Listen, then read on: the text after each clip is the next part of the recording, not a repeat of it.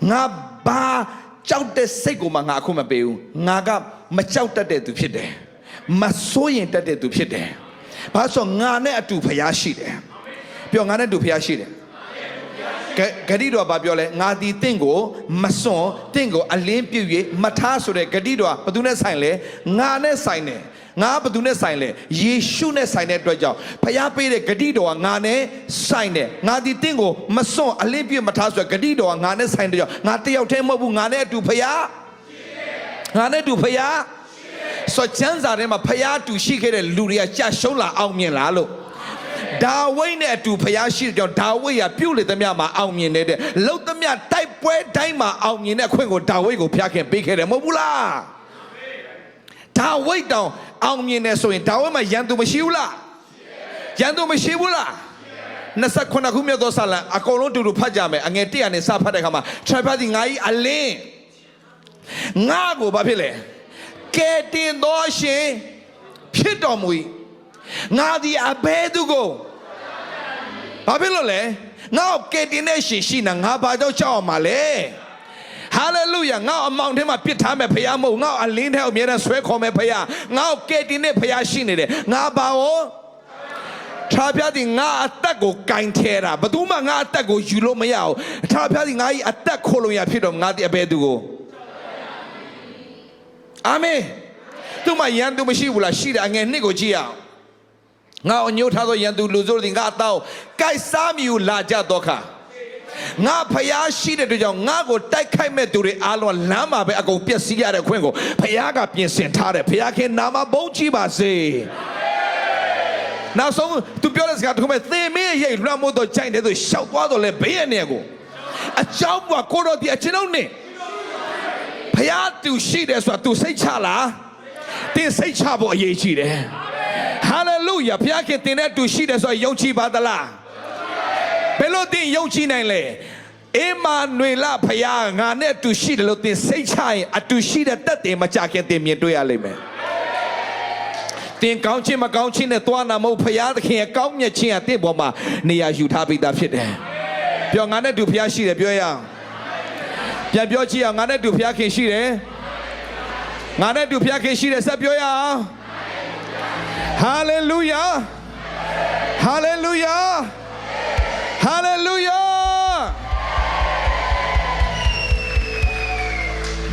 တော့တင်းရဲ့စိတ်ကိုတင်ပါနဲ့အမြဲတမ်းတိုက်ခိုက်ရမလဲကတိတော်နဲ့အရင်ဆုံးဆွဲလာပြီးတော့မှဘာလို့ရမှာလဲတိုက်ခိုက်ပြရမယ်တင်းမှာဘာရှိလဲတင်းမှာဘာရှိလဲပတ်စံရှိရင်ပြောတယ်ပတ်စံမရှိမပြောတော့ဘူးတင်းမှာပတ်စံရှိမရှိကတိတော်မရှိဘူးဆိုရင်တင်းပတ်စံရှိရင်ငုတ်တုတ်ကြီးထိုင်ငိုနေရလိမ့်မယ်ဘာလို့စိုးရင်ချင်းနေရယူနေတယ်အခက်ခဲပြဿနာအမျိုးစုံဟိုအရှိအနောက်တောင်မြောက်ကနေဝင်လာနိုင်တယ်ဒါပေမဲ့တင်းမှာဘာရှိလဲတင်းမှာဘာရှိလဲတင်းမှာဘာရှိလဲတင်းမှာဘာရှိလဲအဲ့ဒီဂတိတော်သာရှိပါစေ။ဒီနေ့ကစပြီးတော့မှမိသားစုညီကိုမောင်မတွေတင်ဆွဲလာမှာပါလဲ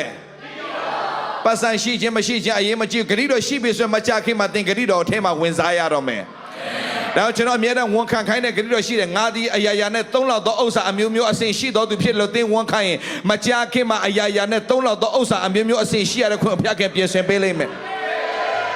။ယုံကြည်တဲ့သူအာမင်ထူရအောင်။ Hallelujah ပြောရအယာယာ၌သုံးလောက်သောဥစ္စာအမျိုးမျိုးအစဉ် Hallelujah အယာယာ၌ပြောအယာယာ၌သုံးလောက်သောဥစ္စာအမျိုးမျိုးအစဉ်ကျွန်ုပ်၌ရှိသည်ဘယ်သူအဖြစ်လဲဘယ်သူ၌လဲယေရှု၌ကျွန်တော်တို့ကြွယ်ဝသောသူတွေဖြစ်တယ်အာမင်ဘယ်လိုရှင်နေရှိပါစေဆရာဝန်ကမတင်းရဲ့ယောဂါတော့ကုလို့မရတော့လို့ပြောရင်လဝကထဲမှာယေရှုခံတော်ဒဏ်ချက်တော်ငါနာယောဂါရှိမြောင်ငြိမ်းစေပြီးငါသည်အဲ့ဒီဂရိတော်နဲ့သက်ဆိုင်တော်သူဖြစ်တယ်လို့နေတိုင်းတင်းဝန်ခံကြွေးကြော်ရင်မကြခင်မှာအဲ့ဒီယောဂါတင်းထဲကနေပြီးတော့မှပြန်ထွက်တဲ့အခွင့်ကိုဘုရားကပြင်ဆင်ပေးလိမ့်မယ်ဘာကြောင့်လဲညီကိုမောင်မတို့ဖခင်ရဲ့ဂတိတော်ကိုဘယ်အရာကမှဖျက်ဆီးလို့မရအောင်ဟာလေလုယာဖခင်ရဲ့ဂတိတော်ဘယ်အရာကမှဖျက်ဆီးလို့မရဘူးဒါပေမဲ့တင့်ကိုဖျက်ဆီးလို့ရတာဘာကြောင့်လဲဂတိတော်တင်မဆွဲလိုက်ဖျက်ဆီးလို့ရတာတင်ဆွဲလာမှာပါလဲတင်ဆွဲလာမှာပါလဲတင်ဆွဲလာမှာပါလဲတင်ဆွဲလာမှာပါလဲ Amen Amen Amen Amen ဆိုတင်းရဲ့စိတ်ကအမြဲတမ်းလို့တင်းရဲ့ဝိညာဉ်ကတော့ပြီးသွားပြီတင်းဝိညာဉ်တော့မပူနဲ့ယေရှုယုံကြည်လက်ခံလိုက်တဲ့နေ့ရက်ဆက်တင်းဝိညာဉ် perfect ဖြစ်သွားပြီဒါပေမဲ့တင်းရဲ့စိတ်ကအမြဲတမ်းအတက်အကျရှိနေတယ်ဒါအဲ့ဒီစိတ်ကိုအမြဲတမ်းဖျားနဲ့ဝမ်းမြောက်နေအောင်တင်းဖျား၌ရှိနေဖို့တင်းဘာဆွဲလာမှာလဲပြောဘာဆွဲလာမှာလဲဒါဆိုရင်ဘန်ကောက်မှာရှိတဲ့မိသားစုတွေတင်းရဲ့တက်တာပထမအဆင့်ကိုတက်လှမ်းဖို့တင်းဘာဆွဲလာမှာလဲယောရှုနဲ့ကာလက်သူများတွေမဝင်စားဘူးသူတို့ပဲဘာလို့ဝင်စားရလဲဟမ်ဂရီတော်ဆွဲလန်းလို့ဘာဆွဲလန်းလို့ဘာသူဆွဲလန်းလို့ဂရီတော်ဆွဲလန်းလို့ပြောဂရီတော်ဆွဲလန်းလို့ဒါဆိုဒီနေ့ဆောက်တင်မှာဆွဲကြရမယ်ဂရီတော်တခုရှိရမယ်ငွေချင်းနဲ့ဆိုင်တဲ့ဂရီတော်ရှိရင်တင်ဝန်ခမကြခင်မှာငွေချင်းနဲ့ဆိုင်တဲ့ပြဿနာတွေအလုံးဖျားရှင်အကုန်ရှင်းထုတ်ပေးလိမ့်မယ်ကျမ်းမာရှင်းတဲ့ဆိုင်တဲ့ဂရီတော်တင်ဆွဲကြရင်ကျမ်းမာချင်းကနေရာယူလာလိမ့်မယ်အောင်မြင်ရှင်းတဲ့ဆိုင်တဲ့ဂရီတော်ဆွဲကြရင်အောင်မြင်ရှင်းကနေရာယူလာလိမ့်မယ်ဝမ်းမြောက်ရှင်းတဲ့ဆိုင်တဲ့ဂရီတော်ဆွဲကြရင်ဝမ်းမြောက်ရှင်းတဲ့နေရာယူလာလိမ့်မယ်ငြိမ်သက်ရှင်းတဲ့ဆိုင်တဲ့ဂရီတော်တင်ဆွဲလိုက်ရင်ငြိမ်သက်ရှင်းတဲ့စတဲ့နေရာယူလာလိမ့်မယ်ဟာလေလုယာဟာလေလုယာဘုရားခင်တင်းကိုဘာနဲ့လှုပ်စေရှင်တာလဲဂတိတော်နဲ့ခံစားချက်နဲ့အသက်ရှင်စေရှင်တာမဟုတ်ဂတိတော်နဲ့အသက်ရှင်စေရှင်တာကျွန်တော်စတင်ပြောင်းလဲလာခါစားဆိုလေဘုရားခင်ကိုနဲ့အတူရှိတယ်ဆိုအယံခံစားရတယ်အယံခံစားရတယ်အယံပျော်တယ်အယံပျော်တယ်ဘယ်လောက်ထိပျော်လဲတဲ့လားတေရှင်လောက်တဲ့ထိပျော်တယ်ဘာလို့တေရှင်တာတဲ့လားဒီလိုဟာကြီးကအပေါ်မှာဆိုဘယ်လောက်ထိသူနဲ့အတူနေရင်ဘယ်လောက်ပျော်မလဲဆိုပျော်ရွှင်မှုရတဲ့ခါမှာရှင်ပေါလုပြောတဲ့စကားကိုကျွန်တော်နားလည်သွားဘာပြောတာရှင်ပေါလုဟာတေလီမူကတာ၍အကျိုးရှိလို့ပြောတဲ့စကားအဲ့မှာဒီလောကမှာနေတဲ့ကိုတော်နဲ့နေရအယံပျော်မှာပဲဆိုအဲ့ဒါကိုသူပြောတာဒါပေမဲ့တပတ်လောက်ကြာတဲ့ခါမှာပျောက်သွားတာဘယ်တော့ပြန်ဆူတောင်းလဲမရတော့ဒါနဲ့ဖျားခင်ဘာဖြစ်လို့ဒီအချိန်မှာကျွန်တော်လည်းရှိတော့အခုကျတော့မရှိတော့တာလေဖျားမေးတဲ့အခါမှာအဲ့ဒါခံစားချက်လေမင်းခံစားချက်နဲ့တွားလို့မရမင်းနှုတ်ဘတ်တော်နဲ့မဲသွားမှာဖျားခင်အရာပြောတဲ့ရှင်ရှိတယ်ခါလေအရာမပြောတဲ့ရှင်ရှိတယ်အဲ့ဒီခံစားချက်နဲ့မသွားစေချင်ဘူးဖျားဘာနဲ့သွားစေချင်တာလဲဂတိတော်နဲ့သွားစေချင်တာဘာနဲ့သွားစေချင်တာလဲသူ့ရဲ့စကားနဲ့သွားစေချင်တာဘယ်ပေါ်မှာဝမ်းမြောက်ခိုင်းတာလဲခံစားချက်ပေါ်မှာဝမ်းမြောက်ခိုင်းတာမဟုတ်ဘူးဂတိတော်ပေါ်မှာဝမ်းမြောက်ခိုင်းတာအာမင်အခက်ခဲပြဿနာရှိမလားရှိတော်ညာလဲဘာရှိနေလဲအဲ့အခက်ခဲပြဿနာတိုင်းအတွက်ဖခင်ရဲ့ဂတိတော်ရှိနေတယ်ဘာရှိလဲတင်ဝမ်းမြောက်မှာဘယ်ပေါ်မှာလဲအခြေအနေပေါ်မှာမဟုတ်ဘူးအခြေအနေကောင်းခြင်းဆိုးခြင်းရှိခြင်းမရှိခြင်းနဲ့မဆိုင်ဘူးဘယ်ပေါ်မှာလဲဆုံးပြမထားပါမေးပြမထားပါသခင်ရဲ့ဂတိစကား So I am not alone မကြည့်မယ်တင်းတခါလေစဉ်းစားတဲ့အခါဘာဖြစ်နေစိတ်ထဲမှာစိုးရင်စိတ်တွေကြောက်တဲ့စိတ်တွေဖြစ်လာပြီမဟုတ်လားဖြစ်တတ်လာညီကိုမောင်မတော်ဟမ်ဘန်ကောက်မှာဖမ်းဆီးတွေများပြီဆိုတဲ့အခါမှာပိုရမပတ်စံရှိတယ်တွားလဲတိုးချင်တယ်အစိုးရမတိုးပေးဘူးဆိုပါစို့တင်းရဲ့ passport လေးကအိုးနေတယ်ဆိုပါစို့ဖမ်းလဲဖမ်းတယ်ကွာတိုးလဲမတိုးပေးဘူးကွာအမျိုးစုံလုံနေတယ်ကွာမခံစားဘူးလားပြောကြောက်တဲ့စိတ်မရှိနိုင်ဘူးလားဒါဆိုအဲ့ထဲနဲ့တင်ပြန်လုံးဝမအရာတစ်ခုပါလဲဖျားခရီးတော့ပြောပါရှိလဲဖျားခင်ငါ့ကိုဘယ်တော့မှမစွန့်ပစ်ထားဘူးမေ့ပြစ်မထားဘူးစွန့်ပစ်မထားဘူး I will never leave you nor forsake you ဘာလို့ပြောတာလဲငါ့ကိုပြောတာပြောကြဘာလို့ပြောလဲငါ့ကိုဘယ်တော့မှမပြစ်သွားတဲ့ဘုရားခင်ရှိတယ်ငါ့ကိုဘယ်တော့မှမစွန့်တဲ့ဘုရားခင်ရှိတယ်ငါအနားမှာအမြဲတမ်းဘုရားခင်ရှိတယ်အာမင်ငါ့ကိုဘယ်တော့မှပြစ်မထားဘူးယုံကြည်ပါလားငါ့ကိုဘယ်တော့မှမိမထားဘူးဥကောမှထားလဲချီးမြှောက်မယ်လို့တင်ယုံရင်မကြခင်မှာတင်အောင်ဆုံးကနေအမြင့်ဆုံးကိုဘုရားခင်ချီးမြှောက်လိမ့်မယ်အာမင်အာမင်ဘာဆွဲလာမှာလဲဘာဆွဲလာမှာလဲဘာဆွဲလာရမှာလဲ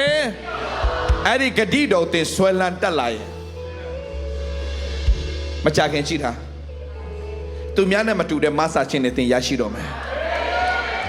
တခင်ဖျားနဲ့ဝမ်းမြောက်စွာဘယ်မှာဝမ်းမြောက်ခိုင်းတာလဲဂတိတော်ပြောဘယ်မှာလဲဘယ်မှာလဲ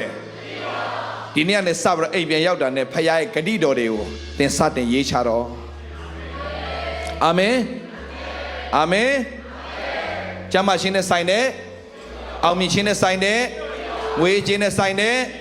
အဲ့ဒီဂတိတော်တွေအားလုံးကိုတေးသေးချာချာပြန်ပြီးတော့ရေးချမယ်ပြီးတော့မှအဲ့ဒီဟာတွေဘာလုပ်မလဲနှလုံးသွင်းမယ်အဲ့ဒီဟာတွေအားလုံးသင်ဘာလုပ်မလဲအဲ့ဒါငါအတွက်လို့သင်ဝန်ခံတက်လာရင်အထဲမှာဝမ်းမြောက်ခြင်းတွေပြန်ဖြစ်လာတယ်တကိုးတွေပြန်ဖြစ်လာတယ်တိမောသေဖခင်ကမင်းကိုကြောက်တတ်တဲ့စိတ်ပေးတာမဟုတ်တကိုးပါတဲ့စိတ်ကိုပေးထားတာချစ်တတ်တဲ့စိတ်ကိုပေးထားတာရှင်းလင်းတဲ့စိတ်ကိုပေးထားတာမင်းကိုဖခင်မပေးတဲ့အရာမင်းနှုတ်ကနေဝန်ခံပြောဆိုကြဘာအကြောင်းမှမရှိဘူးမင်းကိုပေးထားတဲ့အရာမင်းဝန်ခံရမယ်တဲ့ဒါနဲ့တိမောသေကနေစပြီးတော့ငါဒီတကိုးနဲ့အသက်ရှင်တော်သူဖြစ်တယ်ငါသည်ချစ်တတ်တော်သူဖြစ်တယ်ငါသည်ရှင်းလင်းသောသဘောနဲ့အသက်ရှင်တဲ့သူဖြစ်တယ်ငါသည်ချမ်းသာတော်သူဖြစ်တယ်ငါသည်အောင်မြင်တော်သူဖြစ်တယ်ငါသည်ချွေဝတော်သူဖြစ်တယ်ငါဘက်မှာဖခင်ပါရှိတဲ့အတွက်ကြောင့်ဘယ်ရာကမှငါ့ကိုစီးတာနောက်ဆက်လို့မရဘူးစတင်ပြီးတော့မှဝန်ခံတတ်လာတယ်အဲ့ဒီဝန်ခံတတ်ခြင်းတိမောသေကိုအေဖတ်မြို့ဆိုတာအင်မတန်ရှုပ်ရှက်ခတ်ပြီးတော့မှမြို့ကြီးအင်မတန်မှစီးပွားရေးကောင်းတဲ့မြို့ကြီးမှာအကြီးဆုံးဖခင်เจ้าကြီးသင်းရုပ်ဆရာကိုဖခင်သခင်တိမောသေကိုထားပလိုက်တယ်အချင်းနဲ့ဆိုးရတဲ့ထဲမှာသူ့ရဲ့ဖခင်เจ้าအကြီးဆုံးပဲအေဖတ် why သူ့မပေးတဲ့အရာကိုသူ့မှာရှိတယ်ဆိုတာသူသိသွားတဲ့ခါမှာငါလက်မခံအောင်ကြောက်တဲ့ဆရာငါနဲ့မဆိုင်ဘူးပြောချင်ကြောက်တဲ့ဆရာငါနဲ့မဆိုင်ဘူးပြောကြောက်တဲ့ဆရာငါနဲ့မဆိုင်ဘူးပြန်ပြောကြောက်တဲ့ဆရာငါနဲ့မဆိုင်ဘူးစိုးရင်ချက်ငါနဲ့မဆိုင်ဘူးစိုးရင်ချက်ငါနဲ့မဆိုင်ဘူးပူပန်ချက်ငါနဲ့မဆိုင်ဘူးငါနဲ့ဆိုင်တာတကူပါတဲ့စိတ်ချစ်တတ်သောစိတ်ရှင်းလင်းသောစိတ်အာမင်ဒီအဲ့တော့နေတဲ့ဝန်ခံတက်လာရင်သင်ရဲ့တက်တာထဲမှာဝမ်းမြောက်ခြင်းနဲ့နေရာယူလာမယ်ဝမ်းမြောက်ခြင်းအနောက်မှာအောင်မြင်ခြင်းတွေစတင်မလိုက်လာလိမ့်မယ်ဒီနေ့ကစ၍ယေရှုအပြင်ဝိညာဉ်လွတ်မြောက်ပြီးသွားပြီစိတ်နှလုံးလွတ်မြောက်ဖို့ရန်အတွက်စိတ်ကိုစာရချုံနှောင်ခြင်းမရှိပဲကျွန်တော်ဖခင်နဲ့အမြဲတမ်းဝမ်းမြောက်တတ်တဲ့စိတ်ဖြစ်ရင်အနောက်မှာအောင်မြင်ခြင်းနေရာယူမှာဖြစ်တယ်